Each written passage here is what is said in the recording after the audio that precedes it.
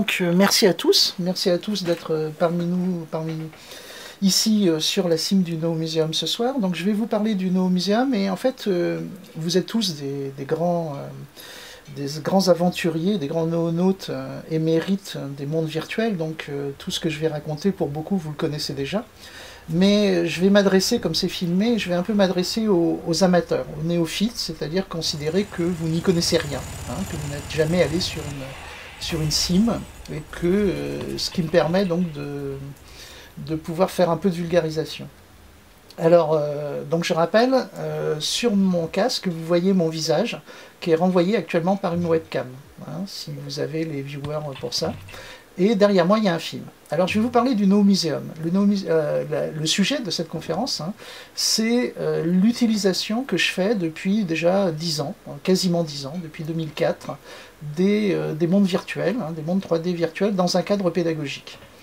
Et la première expérience que j'ai faite, donc je vais commencer par là, et c'est le film qu'il y a derrière vous, c'est en fait avec le jeu Unreal Tournament, hein, c'est-à-dire un jeu, un FPS, First Person Shooter. Et en fait je découvre que le jeu Unreal Tournament a la possibilité de créer ses propres niveaux.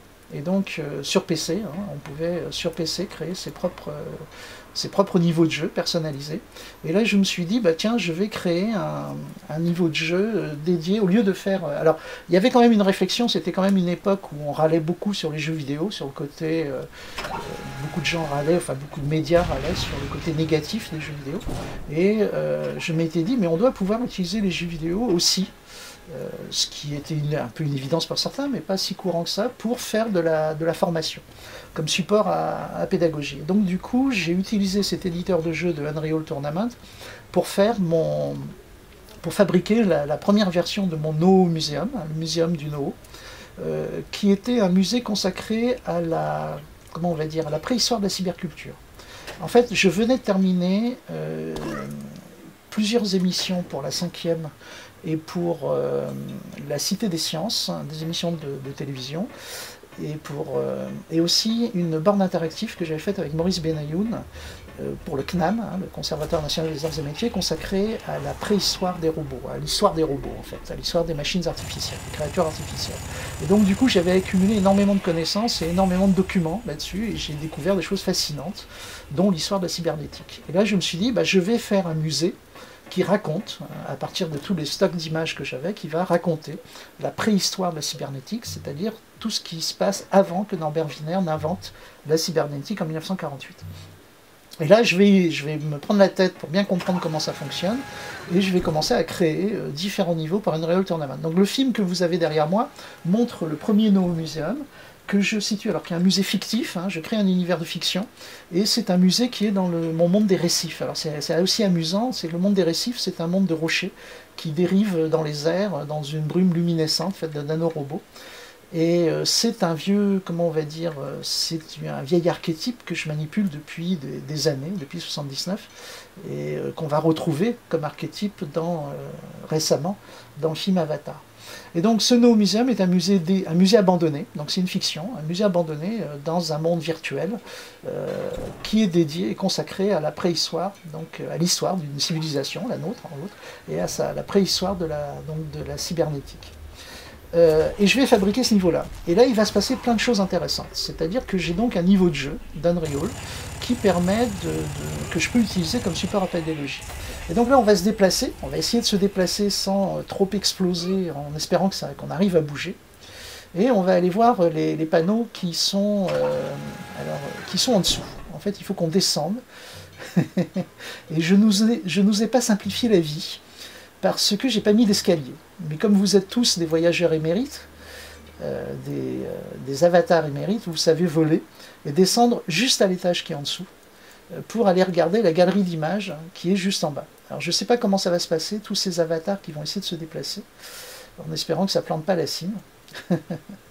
Sinon, vous pouvez me suivre avec vos caméras aussi, ce qui est une façon, puisque je reste à proximité. Hein, si vous me suivez avec vos caméras, vous verrez un peu tout ce que je propose. Et voilà. Et là, je vais juste à l'étage en dessous, donc, où j'ai mis quelques panneaux. Alors bien évidemment, ce que je suis en train de faire actuellement, je suis en train de reproduire un vieux truc qui est la technique de l'ars memorativa. Mais on va rentrer dans les détails de l'ars memorativa après. Mais vous remarquez donc que je fais un déplacement. Alors là, le déplacement est un peu laborieux parce que nous sommes très nombreux et qu'il y a donc du lag, ce qu'on appelle du lag, c'est-à-dire des ralentissements de déplacement d'avatar, mais c'est déjà pas mal, ça marche bien. Et donc là, je suis donc à l'étage en dessous de cette barge du No Museum, qui est suspendue par des rochers volants qu'on chauffe. C'est-à-dire dans les récifs, il y a trois pôles, cyan, pourpre et vert. Et c'est les rochers qui viennent de ces pôles-là, quand on les chauffe, ont tendance à retourner vers les pôles. Donc c'est le système de transport dans les récifs, et donc vous voyez que toutes les structures ici sont suspendues, sont portées par des rochers, chauffés. Bon, ça c'était une aparté. Donc là, vous avez la première présentation du No Museum, pas la première d'ailleurs, il y en a déjà eu avant, mais une des plus importantes qui est au Festival des Utopiales en 2008. Donc je vous rappelle, le No Museum, je l'ai créé en 2004, avec Unreal Tournament. Et un moment de consécration du No Museum, c'est que le Festival des Utopiales m'invite, qui est le plus grand festival de science-fiction en France, m'invite et me donne, alors vous les voyez là, j'ai 3 stands et j'ai 3 postes informatiques installés où les gens peuvent visiter le No Museum dans Second Life. Pas dans Second Life, pardon, dans Unreal Tournament. Ils sont connectés en réseau, c'est un FPS. Et là, beaucoup de jeunes vont se balader dans le musée. Et moi, je me sers, à cette époque-là, je me sers du dispositif pour faire mes conférences. Et là, il va se passer des choses très très très intéressantes que j'ai illustrées dans ces images, parce que bon, j'ai fait des photos, mais évidemment, il ne reste que ces photos. Donc il y avait une foule assez importante. Et sur les postes latéraux, il y avait des jeunes en train de jouer qui s'étaient installés là sans vraiment se poser la question de savoir. Ils ont vu ce qui ressemblait à un jeu vidéo et donc se sont installés. Et moi, sur la droite, je suis en train de faire une conférence, comme je suis en train de faire actuellement, dans le No Museum. Et la chose qui est très drôle, c'est qu'à un moment, je les croise. Je croise leurs avatars, en fait, leurs personnages, dans le décor, et ils me tirent dessus. Donc à ce moment-là, je hurle dans la salle, je dis arrêtez, ne me tirez pas dessus, là, je suis en train de faire une conférence. Et là, les petits jeunes me regardent. Alors, je dis les petits jeunes, mais ils avaient facilement 19-20 ans. Ils étaient habillés punk, avec des treillis militaires. Puis ils me regardent. Puis je vois le plus proche de moi, regarde à nouveau le monde, me regarde les images qu'il y a autour de lui. Il dit mais je comprends pas, là, ce qu'on voit autour, c'est ce qu'il y a dans le jeu. Alors là, je lui dis, bah oui, c'est un jeu, mais c'est aussi un dispositif pédagogique où j'explique l'histoire de la cybernétique. Et là, le mec, le jeune homme, me dit, ah mais c'est génial ça, c'est génial. Ben, alors, je reviens demain avec mes potes et tu nous fais une visite. Alors je dis oui sans y croire. Mais le lendemain, ils reviennent avec 4 potes à lui, pareil, punk, treillis militaire, et ils veulent visiter le No Museum, justement, la préhistoire de la cyberculture. Donc je leur fais la totalité du voyage à l'époque, qui prend bien 2 heures. Et là, il y en a un qui va dire un truc que je retiens, qui est vachement important. Il va me dire, mais c'est la première fois que je joue à un jeu vidéo intelligent. Et j'ai aimé cette remarque qui était de l'humour, qui était sympathique de sa part, mais c'était tout d'un coup la consécration de la démarche. C'est-à-dire que quelque part, en disant ça, il me confirmait qu'il y avait moyen en fait, de charger les jeux vidéo d'une dimension culturelle assez intense, assez dense, comment on va dire, comme support à conférence. Alors sur les autres images, vous voyez, il y a d'autres utilisations ici du No Museum. Alors ce qui est très important, que je dis ça, c'est que la façon dont j'utilise le No Museum à des fins pédagogiques, c'est une assistance au prof. Ce qui est très important avec ces technologies-là, c'est que souvent, on va essayer de s'embarquer dans un développement extrêmement laborieux, extrêmement lourd, qui est d'essayer de remplacer l'enseignant, de remplacer le prof. Et là, il faut des intelligences quasi artificielles, ou en tout cas des programmes extrêmement développés. Là, le but n'est pas de remplacer l'enseignant. Il faut qu'il y ait un médiateur, impérativement, c'est-à-dire quelqu'un qui vient commenter, c'est une sorte de support à conférence, donc comme je le dis depuis tout à l'heure, et il faut impérativement que l'enseignant soit présent pour accompagner. Et alors là, donc j'ai mis quelques images, vous avez des présentations du No Museum. Là, c'était à la Nuit Blanche, où j'ai présenté le No Museum dans Second Life, Nuit Blanche à Paris, il y a quelques années, autour de 2008. Là, vous avez une autre image ici, c'est le No Museum, alors présenté dans le cadre des cours de l'ENSAM, l'école du CNAM, l'école d'ingénieurs du CNAM. Et ce qui est important, c'est que je donne à chaque étudiant une version du Neo Museum, une version du monde dans lequel nous sommes, ce qui leur permet de se balader. Sur cette photo-là, c'est pareil, c'est récent, hein, c'est l'utilisation du Neo Museum à l'école des Gobelins. Hein, c'est-à-dire, donc là, sur cette image, on le voit bien, chaque étudiant a une version du Neo Museum en standalone. Alors ça, c'est les versions Unity, hein, c'est pas les versions dans les OpenSim, c'est parce que en fait le problème que j'ai eu techniquement rapidement, c'est que je ne pouvais pas utiliser le Neo Museum dans les universités et les facs parce que à cause des firewalls. Le Neo Museum, je veux dire, dans Second Life et dans les OpenSim. Et donc du coup, j'ai très vite développé une version du Neo Museum sur Unity qui me permettait de l'avoir en standalone sans passer par le réseau. Et donc je distribue à chaque étudiant une version du Neo Museum et les étudiants m'accompagnent dans le monde virtuel. Hein. Voilà, sur OpenSim on pourrait les mettre en standalone aussi, tout à fait, mais bon je ne l'ai pas encore fait, hein. Donc les premières versions, effectivement Tao, tu as raison, c'est-à-dire qu'on peut mettre le... Mais ça, je vais y revenir après. Je vais y revenir, là je fais une présentation rapide du contexte. Hein. Mais donc, là, les images que vous voyez, c'est le Neo Museum sur Unity, en standalone, et sur Unreal Tournament. Hein. Donc le Neo Museum est un musée hypermédia, c'est-à-dire c'est un dispositif qui se balade sur différents médias.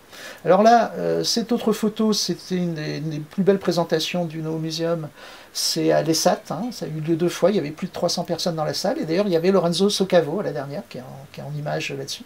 Lorenzo Socavo, que je remercie d'ailleurs de m'avoir invité à la FrancoGrid, hein, sur les OpenSim, à travers les conférences donc de métalecture, hein, c'est en m'invitant à ce cycle de conférences auquel je participe maintenant, que j'ai découvert l'OpenSim et la FrancoGrid.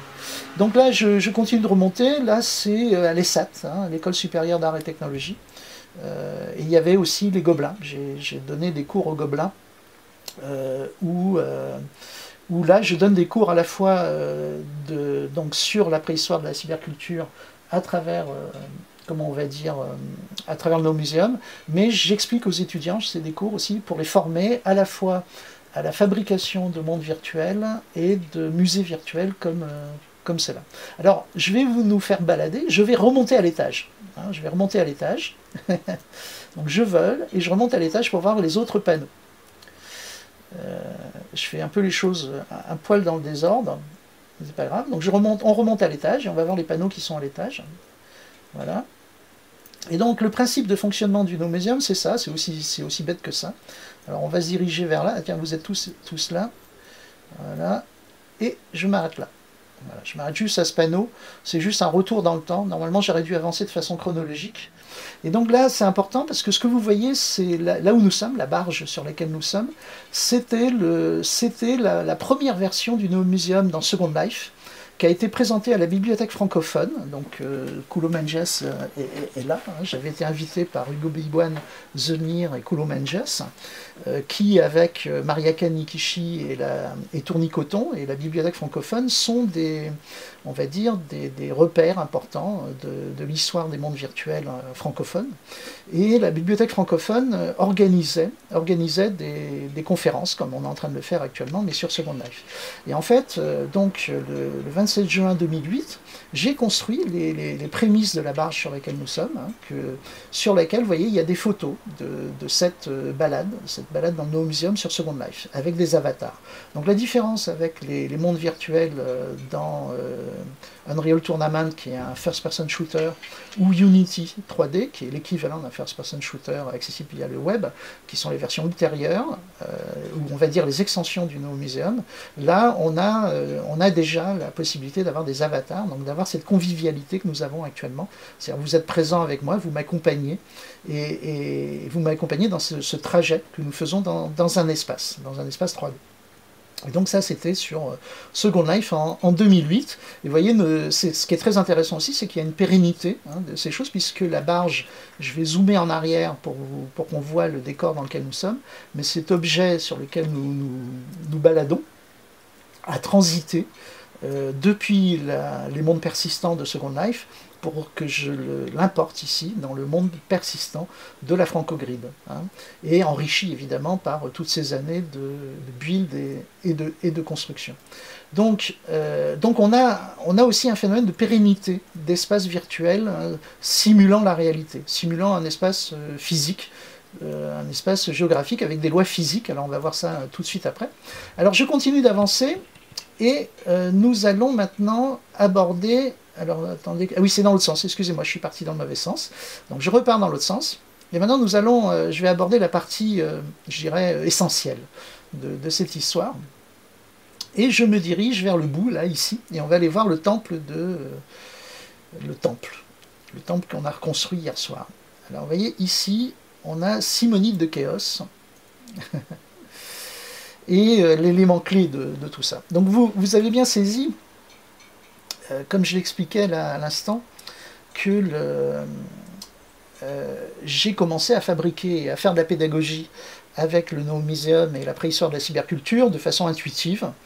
Et j'ai commencé à fabriquer ça et à l'utiliser en cours. Et lorsque nous avons fait une performance il y a 2 ans à la Demeure du Chaos, avec le groupe que j'ai créé, enfin que nous avons créé ensemble, qui s'appelle Cyberesthésie, avec mes partenaires SoisXS, Sylvie Mexico et tous les autres, j'ai rencontré un artiste vidéo qui s'appelle Juan Leparc, qui est d'ailleurs le fils de Julio Leparc, qui expose actuellement au Palais de Tokyo, qui expose des sculptures cinétiques. Et en voyant mon disque, parce que j'ai présenté donc à la Demeure du Chaos, j'ai présenté le Noomuseum. Hein, j'ai fait une démonstration et j'ai fait une visite habituelle du Noomuseum. Et là, Juan Leparc me dit, mais tu sais que ce que tu fais là... Ah, j'entends, il y a quelqu'un qui a laissé son micro ouvert. Je pense que c'est Digifil. Voilà, merci Digi. Ah non, tu as rouvert ton micro, Digi. Digi, il y a ton micro qui est en train de résonner dans la... Voilà, merci. Alors donc je disais quoi? Je disais que Juan Leparc, ah oui, Juan Leparc, qui est donc un artiste vidéo à la Demeure du Chaos, me dit mais tu sais ce que tu fais là, ça ressemble énormément à la technique de l'ars memorativa. Et du coup ça fait tilt, je lui demande mais qu'est-ce que c'est la technique de l'ars memorativa? Et c'est là que j'ai une grande révélation, c'est-à-dire qu'il va me l'expliquer un peu, d'ailleurs je redonne avec la superbe conférence de Marco Bertolini qui a eu lieu ici même, hein, que je vous conseille de regarder, où il va rentrer beaucoup plus en détail sur cette technique-là. Et donc, Juan Leparc va m'initier, va me parler de l'ars memorativa en détail. Et donc je vais vous le refaire. Je vais quand même vous refaire cette petite partie-là, bien que Marco l'a très très bien expliqué. Et du coup j'ai fait une petite simulation qui est en bas, le temple qui est en bas. En gros, le principe fondamental de l'ars memorativa, et que j'ai exploité dans mes cours et qui fonctionne très très bien, c'est qu'on va reproduire en virtuel un déplacement physique. Et lorsqu'on reproduit un déplacement physique, on se rapproche des vieilles techniques d'enseignement de la Grèce antique, où le maître se déplaçait dans un lieu, accompagné de ses disciples. Et en fait, le lieu, on repère des endroits précis dans ce lieu, des sculptures. Par exemple, je peux décider d'utiliser, je pense que Jodorowsky utilisait cette technique-là quand il faisait visiter Notre-Dame. Je vais prendre Notre-Dame comme modèle de pérégrination en ars memorativa. Et je vais, à chaque sculpture, à chaque arrêt que je vais faire, raconter quelque chose aux gens qui m'accompagnent. Et en fait, le fait de se déplacer dans un espace physique permet d'ancrer, de fixer la mémoire, c'est-à-dire d'associer à un déplacement géographique des informations de type, des informations culturelles. Voilà. Et donc c'est une technique mémotechnique, hein, c'est un procédé mémotechnique assez connu en fait, et que, comment il s'appelle, Pierre Berloquin, avec qui je travaille actuellement pour justement un développement de systèmes d'e-learning, de pédagogie, mais sans enseignant, automatique, a inventé un très joli mot pour ça. Il a inventé un néologisme pour décrire l'ars memorativa, il appelle ça la topomnèse. Topomnèse. Hein, je trouve que c'est très pertinent aussi comme terme pour le décrire. Et alors donc, on va revenir à l'histoire de l'ars memorativa. Donc le fait que vous m'accompagniez là actuellement dans cet espace 3D, dans les OpenSim, hein, nous permet d'utiliser tout le dispositif comme support à pédagogie. C'est-à-dire, avec les étudiants, on peut, et un enseignant peut assez facilement créer un univers 3D qui va lui permettre d'avoir un, comment on va dire, de construire un support, une aide à sa conférence, à son cours. Alors là aussi, c'est important, je vais le dire, c'est que c'est facile. C'est-à-dire autant fabriquer des mondes 3D avec Unreal Tournament ou avec Unity demande une expertise de très très haut niveau. Enfin très haut niveau, faut pas exagérer non plus, mais enfin une expertise technique en 3D assez importante. Autant la fabrication d'univers 3D dans les OpenSim et dans Second Life est relativement facile d'accès. C'est-à-dire on va dire des amateurs, des enseignants, des gens qui ne sont pas, qui connaissent un peu l'informatique, mais enfin, il faut quand même savoir se servir de l'informatique, mais qui n'ont pas forcément une très très grande expertise en 3D, ni même en programmation, peuvent très facilement, relativement facilement, construire des univers, construire des choses autour d'eux. Alors pour la démo, je vais, pour les néophytes qui ne le sachent, qui ne voient pas très bien ce que je veux dire, je vais vous faire juste une petite démo très vite. Je vais juste créer un cube et le déformer, là devant vous, en espérant que le lag, c'est-à-dire le fait que nous sommes très très nombreux, ne va pas ralentir la démonstration, mais là, juste devant moi, si ça marche bien, je fais modifier, construire plutôt, voilà, hop, et je vais essayer de générer un cube là devant moi. Alors ce cube ne s'est pas généré devant moi, il s'est généré juste à ma droite, ça c'est un petit bug de Firestorm, j'ai jamais compris pourquoi il ne génère pas les trucs là où on pointe, mais voilà. Donc là j'ai fabriqué un cube, vous voyez, c'est-à-dire que pour les amateurs qui ne connaissent pas la technique, c'est extrêmement simple. Ce cube, je peux le déformer assez facilement, vous voyez, je peux l'agrandir, faire un mur par exemple, et alors supposons que vous ayez une conférence à faire, que vous ayez des choses à raconter, plutôt que de faire du PowerPoint, parce que vous le savez, PowerPoint c'est en train de provoquer la fin du monde, on en reparlera, vous pouvez très facilement importer des textures, importer des images dans l'OpenSim, et donc illustrer votre propos, illustrer votre cours par un choix de texture. Donc là par exemple je vais prendre une texture dédiée à l'Ars Memorativa, je vais prendre la première que je vais trouver, ou pas la première, attendez, j'avance dans mes textures, je vais prendre, je suis en train de défiler, alors là vous ne le voyez pas ce que je suis en train de faire, mais je suis en train de défiler dans toute ma base de données de textures, et je vais choisir une texture qu'on n'a pas déjà vue, j'espère, mais bon, là on ne va pas perdre trop de temps, allez voilà, je fais OK, et voilà, donc je la rends lumineuse. Donc ça, voilà. Et donc là, je viens de mettre un panneau, exactement comme dans PowerPoint, sauf que c'est en 3D, à l'intérieur du monde virtuel. Et cette opération est extrêmement rapide. Donc déjà, un enseignant peut créer un support à conférence ou un support à pédagogie en transférant ces images PowerPoint à l'intérieur du monde virtuel, ce qui va être beaucoup plus ludique. Et il peut aussi construire des choses, on peut construire des dispositifs. Donc c'est le futur, c'est évident que c'est le futur, c'est-à-dire que là pour l'instant c'est encore prototype expérimental avec des pionniers, nous sommes une réunion de pionniers, là j'aurais tendance à dire, tous ici dans la Franco-Grid, avec que des VIP, qui depuis des années pratiquement pratiquent ces techniques de la modélisation 3D dans le monde virtuel. Mais d'ici, moi je pense que d'ici une dizaine d'années, ce seront des pratiques extrêmement courantes, en tout cas dans un cadre pédagogique. Et donc je voulais le dire aussi par rapport au contexte, ici à la Franco-Grid, nous avons aussi pas mal d'enseignants qui font des expériences, comme Tao Vacano avec ses étudiants, ses collégiens, qui ont reconstruit leur lycée. On a aussi Praline Barjowski, qui, depuis Dakar, donc qui est parmi nous depuis Dakar, si elle est, à moins qu'elle soit toujours à Paris, mais qui, avec ses étudiants, ses élèves aussi, est en train de travailler dans les mondes virtuels et de faire de la pédagogie assistée, donc ou augmentée, j'aurais tendance à dire, grâce au monde virtuel. Alors maintenant, on va descendre et on va faire une petite sketch, une petite scène d'histoire. Je vais vous raconter d'où est née la légende qui préside à l'Ars Memorativa. Donc là, on va descendre dans le temple. Alors voilà, c'est un temple qui m'a pris pas mal de temps à reconstruire, donc suivez-moi si vous pouvez. Bon, c'est assez agréable parce que c'est fluide, là on se déplace assez bien.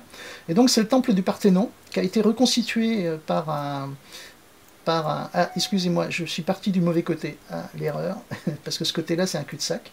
Donc on va partir, l'entrée du temple est de l'autre côté, c'est le Parthénon, c'est une reconstitution du Parthénon, qui a été faite par un internaute, un avatar, dont malheureusement, et qui a mis en libre, il l'a mis en libre, et que Tao Vacano, donc ici présent, m'a filé. Et avec l'aide de Digifil, on a fait des scripts pour faire l'opération qu'on va opérer là. Et malheureusement, Tao m'a dit le nom du créateur de ce temple, mais je ne l'ai pas noté. Alors, oui, il est un peu inondé. J'ai créé un Parthénon un peu inondé, un peu sous l'eau, c'est sûr. Et voilà, nous sommes donc dans la salle principale du Parthénon. Et là, je m'aperçois d'ailleurs que quand je l'ai reconstruit, là, j'ai collé un peu les lampes. Alors, ça va faire un peu de pédagogie. Là, vous ne voyez pas ce que je fais, mais bon, ma capture machinima, c'est-à-dire ma capture vidéo, est en train d'enregistrer l'opération. Je vais juste décoller les lampes, voilà, pour éclairer un peu mieux le... C'est une des qualités des mondes virtuels. Une fois qu'ils sont construits, modélisés, on peut changer les éclairages, modifier l'organisation. Alors cette construction dans laquelle nous sommes va me permettre d'illustrer une partie de l'histoire de l'Ars Memorativa. Je n'ai pas réussi à remonter toutes les sources, en particulier les sources de la légende qui préexistent au poème de Jean de La Fontaine, Simonide préservé par les dieux, qui présente d'ailleurs quelques variantes par rapport aux autres légendes rapportées. Alors, Simonide de Chéos, ou Chéa qui était une île, est un poète grec qui est sollicité par un athlète qui lui demande de rédiger un poème vantant ses mérites et sa gloire. Simonide rédige donc un poème dédié à l'athlète, dont on a perdu le nom, je crois, mais la moitié de son texte est aussi dédiée aux deux personnages divins, Castor et Pollux. Alors l'athlète dit à Simonide, comme la moitié de ton poème est dédié à Castor et Pollux, je ne te paie que la moitié du poème. Tu demanderas à Castor et Pollux de te payer l'autre moitié. Alors malgré tout, l'athlète invite Simonide à venir manger dans son palais avec ses invités. Donc nous sommes actuellement dans une reconstitution du palais de l'athlète qui a été mise en licence Creative Commons sur internet par Ignoman et que j'ai un peu adapté, que Tao Vacano m'a filé justement. Alors je ne pense pas que cet athlète avait un palais aussi grand que le Parthénon bien sûr, mais c'est surtout une illustration de comment on peut utiliser les mondes virtuels et les dispositifs dans un cadre pédagogique afin de créer des sortes de repères mémoriels. Alors nous sommes donc dans cette reconstitution fantasmatique du palais de l'athlète, et ce soir-là, de 400 avant notre ère, Simonide fait le tour des tables en déclamant sa poésie à chaque convive. Un peu comme moi, je suis en train de vous raconter des histoires, comme ce précurseur des noénautes qui était Simonide. Soudain, un serviteur arrive en courant et lui dit « Venez, venez, il y a deux jeunes gens qui vous attendent dehors. » Alors Simonide sort du palais, et dehors, il rencontre Castor et Pollux, qui l'avertissent de ne pas retourner dans le palais, qui va s'effondrer. Alors dans le poème, Jean de La Fontaine, magnanime, fait que les convives sont juste estropiés par l'effondrement. Il ne tue pas tout le monde. Effondrement d'ailleurs que je vais simuler maintenant. Alors normalement, si je tape /2 dans le chat, ça va activer la fonction de rendre les objets physiques. C'est-à-dire qu'ils vont réagir à la pesanteur, ce qui devrait provoquer l'effondrement. Ça ne marche pas, c'est un grand classique. Je vais donc appliquer une autre procédure et rendre les objets physiques par sélection manuelle. Voilà. Donc je viens de rendre la maison physique. Et voilà, elle est en train de s'effondrer. Nous sommes en train de simuler l'histoire de Simonide de Chéos, quelques siècles plus tard dans les mondes virtuels et dans le cyberespace. Alors, vous me direz quel rapport avec l'Ars Memorativa? Eh bien, dans une autre version de cette légende, plus gore que le poème de Jean de La Fontaine, tous les convives sont morts, écrasés par la chute du toit. Et lorsque les secours vont soulever les décombres révélant les corps méconnaissables, on va demander à Simonide de les identifier. Et c'est en s'en rappelant le parcours effectué auprès des convives et les poèmes déclamés à chacun que Simonide a pu se remémorer leurs identités. C'est ainsi que l'Ars Memorativa serait né, selon certaines légendes. Voilà. Alors, Tao me dit qu'il faut que je dilate les primes, absolument. On va essayer de les diluter, mais ça marche plus ou moins bien. C'est-à-dire que, évidemment, donc pour la pédagogie, donc vous avez compris, hein, l'histoire de Simonide de Chéos et l'histoire de l'Ars Memorativa. Alors pour la pédagogie, quand même, là, j'ai poussé un peu. Hein, c'est-à-dire qu'on a quand même des centaines, on a 500 primes, 500 objets ici, que j'ai rendus physiques. Et donc c'est en train de mettre très très fortement le serveur à contribution, c'est-à-dire les ordinateurs, l'électronique et l'informatique, là, actuellement, est en train de calculer à la fois toutes les détections de collision, le poids des objets et tous les avatars. Donc il y a un côté un peu performance de ma part, très nettement, à faire une chose pareille. Mais c'est assez sympa. C'est assez sympa, ça marche bien, je trouve.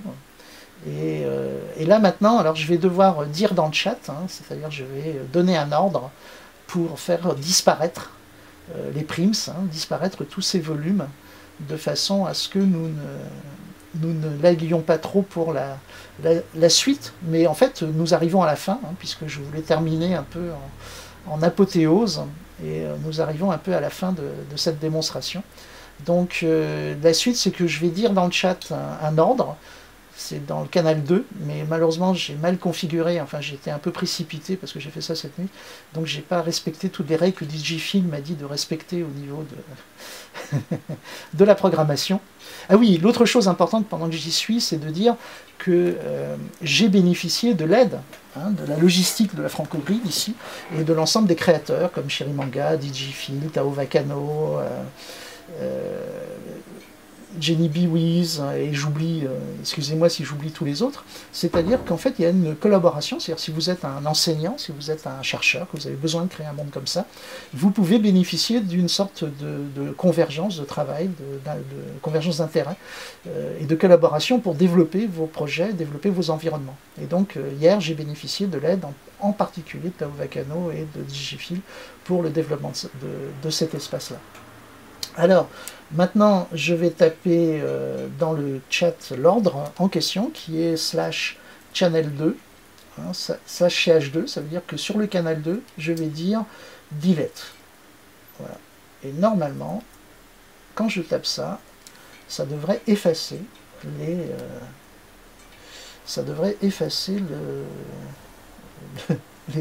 les prims. Sauf que ça ne marche pas, sans doute parce que j'ai mal programmé quelque chose.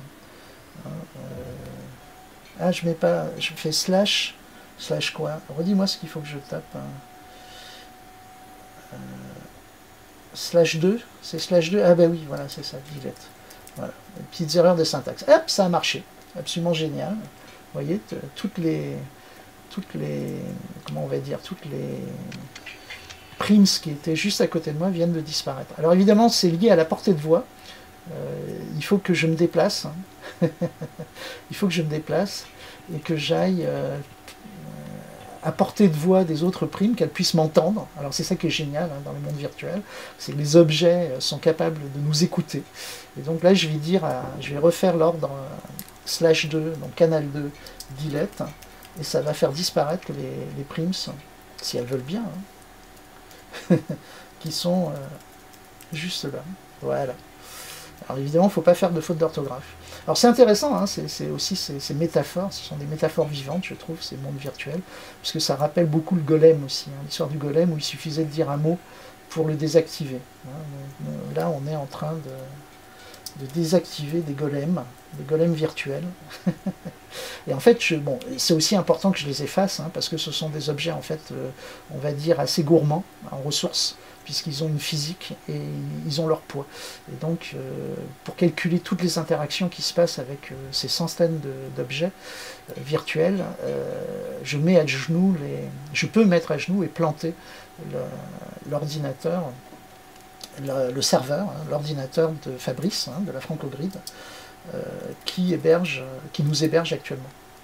Voilà, donc je vais m'arrêter là, je pense que les autres qui restent là ne sont plus très importantes. Ah, je vois qu'il y en a qui étaient restés, vous voyez, il y en a qui flottent en l'air, elles ne sont pas passées physiques. Je vais les effacer. Voilà. Et, ah oui, alors, maintenant le dernier plan, le dernier élément qu'on peut faire, on va quitter le temple. Nous allons aller, je vais quand même terminer sur une démonstration, puisqu'on est dans les démonstrations de comment on peut utiliser les mondes virtuels et les mondes 3D dans un cadre pédagogique. On va aller se téléporter dans la sim là-haut, à l'étage, hein, dans la sim de science-fiction. On va aller se téléporter vers la galerie des Minimes. Alors c'est loin, c'est très loin là-haut, donc on va le faire en 2 étapes, ce qui va permettre aussi de montrer comment on peut se déplacer sur des grandes distances hein, dans ces espaces-là. Je vais d'abord me rendre, vous voyez la galerie qui est là-bas, il y a un téléporteur pour retourner sur la sim de science-fiction, ici. Vous voyez là-bas, sur cette galerie. Donc nous allons nous rendre là-bas en volant, parce que c'est le plus simple. Comme vous êtes tous expérimentés, ça doit être facile. Suivez-moi. Hop. Alors, il faut faire gaffe avec le lag, parce qu'effectivement, il faut le faire en plusieurs étapes. 1, 2.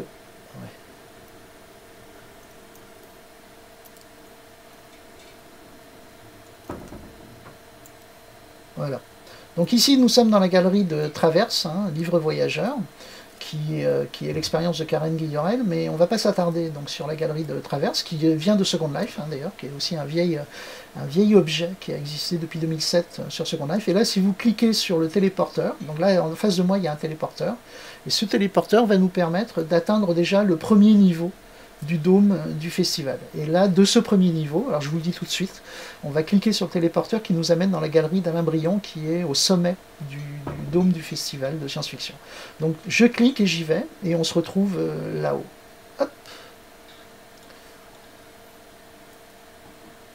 Voilà, donc moi je suis parti. Alors je suis redescendu parmi vous, donc je rappelle, on va monter à l'étage, hein, et à rejoindre la galerie des Ménines qui est un tout petit peu plus haut. Donc voilà, Fabrice, suis-moi, je vois que tu es là, donc on va descendre, je suis allé chercher encore ceux qui avaient derrière, et on va vers la galerie des Ménines, vous voyez, qui est la galerie qui est juste en bas, là, on la voit un peu plus loin, puisque je ne te vois pas. Hop.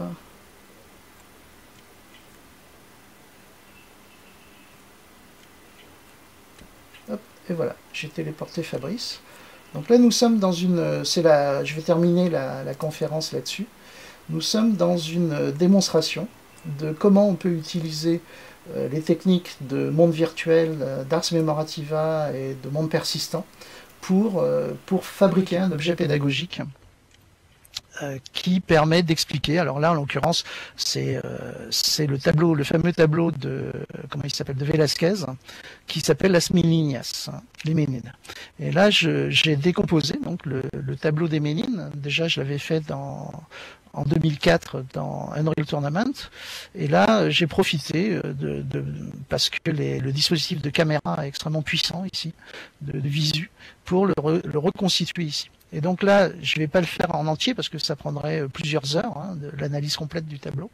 Mais là, si je vous le fais très vite, hein, moi ce que j'adore dans ce tableau, et de façon très provocatrice, je dis, ce tableau est emblématique de la préhistoire de la cyberculture et des jeux vidéo. Alors, je vous fais la démonstration, pour ceux qui ne connaissent pas. Vous zoomez avec la caméra sur Velázquez, vous regardez Velázquez. Qui Velázquez est-il en train de regarder? Eh bien, Velázquez est en train de nous regarder nous. Donc, il est en train de nous peindre nous, qui nous tenons devant ce tableau. Mais qui sommes-nous? Ben, on ne sait pas. On ne sait pas parce que le tableau, vous voyez, le tableau nous tourne le dos. Hein, je vais me retourner, que vous me voyez devant le tableau. Mais vous voyez, le tableau derrière moi nous tourne le dos. Donc, on ne sait pas qui Velázquez est en train de peindre. Mais Velázquez a fait un truc absolument génial, qui rend d'ailleurs ce tableau emblématique, c'est que vous voyez, derrière, il y a un miroir. Voilà, c'est ça. Derrière, il y a un miroir, et le miroir reflète ce que voit le tableau. Hein, ce que reflète le tableau.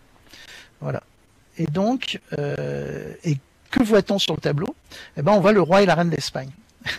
Donc, ce que peint Velázquez, c'est le roi de la reine d'Espagne, et c'est nous qui nous tenons devant le tableau. Donc nous sommes, à chaque fois que vous vous tenez devant ce tableau, soit au Prado à Madrid, dans le musée du Prado à Madrid, soit ici, dans les mondes virtuels, vous êtes les avatars, nous sommes les avatars du roi et de la reine d'Espagne. Une autre chose emblématique des mondes persistants et des univers 3D, c'est que ce sont aussi des outils d'investigation. Alors, lorsque j'ai créé la version Unity et la version Second Life de la No Galerie des Ménines, de Velázquez, donc j'ai téléchargé la version très haute définition du tableau mise en ligne sur le site du musée du Prado de Google Earth. Et j'ai découvert quelque chose d'étonnant, de très étonnant. Vous voyez le personnage ici au fond, ce personnage qui se tient dans l'encadrement de la porte, hein, du tableau, Don José Nieto Velázquez, et c'est vers lui d'ailleurs que toutes les perspectives du tableau convergent. Ainsi que la lumière. Hein. Velázquez a mis en exergue avec la lumière, c'est le grand chambellan du palais. Et il y a quelque chose de très étrange, de très intéressant avec ce personnage, qui est mis en valeur subliminalement par Velázquez, hein, en dessous du seuil de conscience. Daniel Arras, enfin, le grand critique d'art Daniel Arras et aussi Michel Foucault, dans leurs analyses du tableau, écrivent Don José Nieto Velázquez qui repousse le rideau au fond de la pièce. Hein, parce qu'on a l'impression qu'il est en train de, quand on regarde le tableau au premier abord, qu'il est en train de repousser un rideau au fond de la pièce. Et à leur époque, certainement, Arras et Foucault ne pouvaient sans doute pas s'approcher du tableau assez près pour voir un détail important qui est rendu visible par le scan haute définition mis en ligne par Google. Et du coup, j'ai découvert un truc étonnant en fabriquant cette décomposition 3D. C'est que si on se rapproche de la main de Don José Nieto Velázquez, alors je l'ai mis en scène ici, voilà. Voici le tableau, hein, et voilà. Si on se rapproche de la main de Don José Nieto Velázquez, on s'aperçoit qu'il ne repousse pas le rideau, mais qu'il a la main sur une poignée de porte. Voilà. Bon, ok, c'est une poignée de porte, c'est pas un rideau, et alors? En quoi est-ce important? Ben là où ça devient intéressant, intriguant, même extrêmement crypté, c'est que lorsque moi j'ai reconstitué en 3D cet univers-là, ben j'ai bien été obligé de remettre cette porte à sa place. Et là, ce qu'on découvre de très intéressant, ce que j'ai découvert d'étonnant, c'est qu'en fait, la hauteur de la poignée, de ce loquet de porte sur lequel Don José Nieto Velázquez a la main posée, n'est pas à une hauteur d'adulte.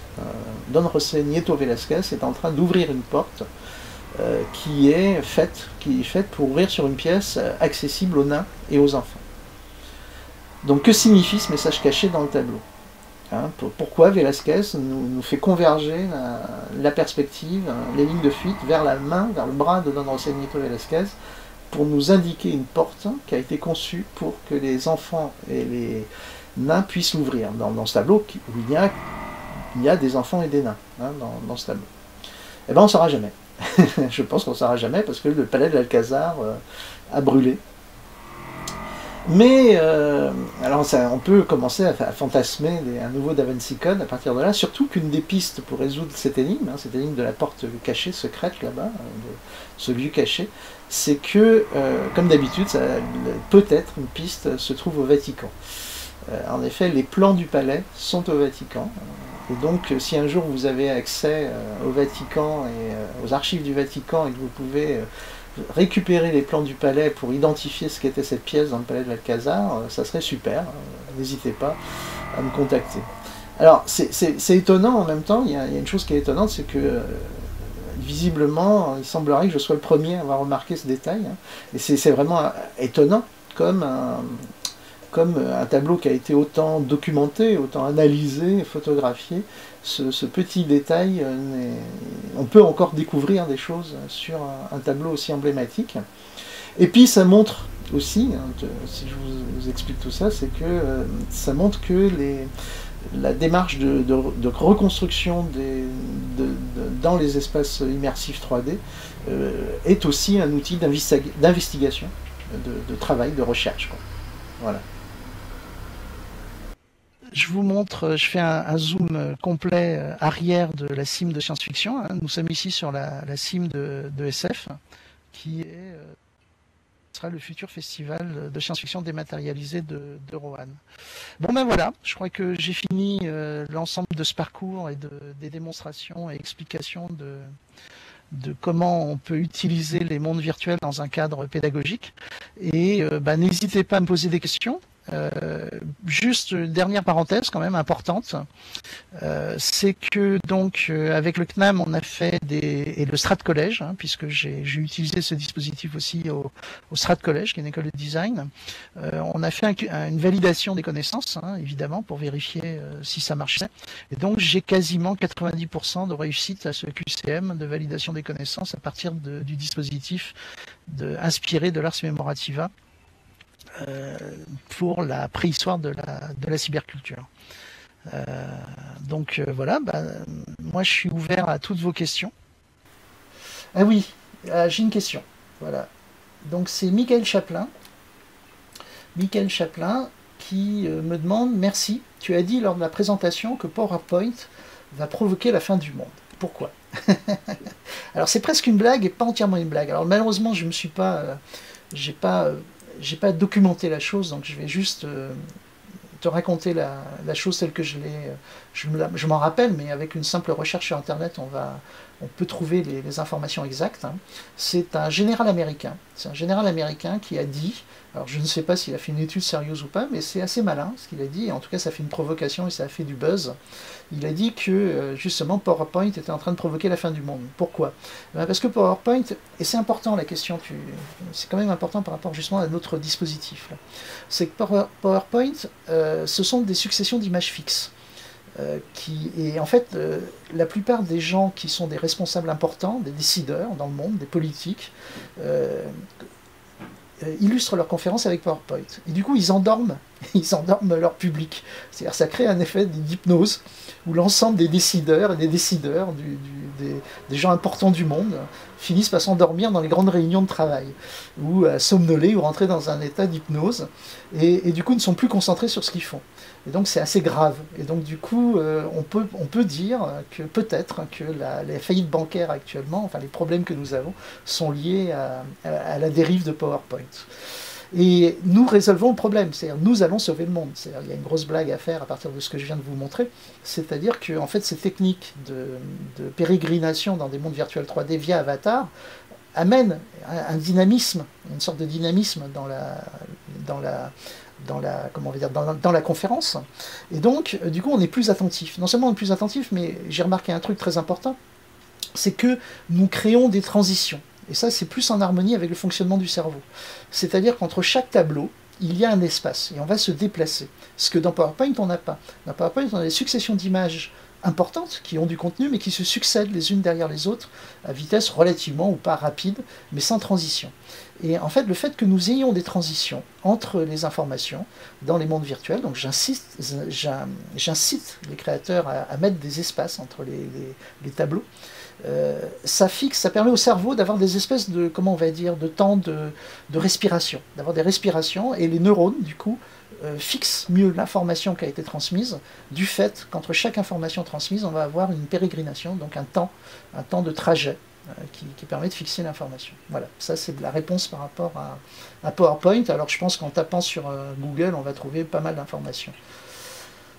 Est-ce qu'il y a d'autres questions? Alors, je remonte, n'hésitez pas à me le rappeler si je rate des questions.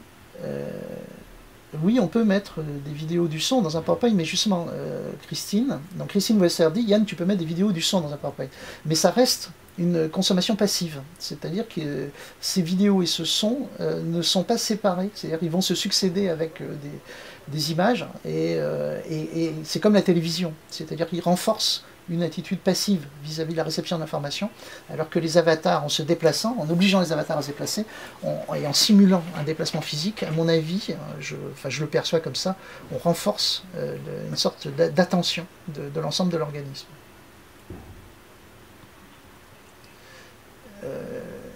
Voilà. L'autre chose importante, j'ai oublié de le dire aussi, c'est que l'avantage de faire de la pédagogie comme ça, c'est que par rapport à l'Antiquité, hein, par rapport aux maîtres de l'Antiquité, c'est que je rajoute la possibilité de, comment on va dire, la possibilité d'ubiquité.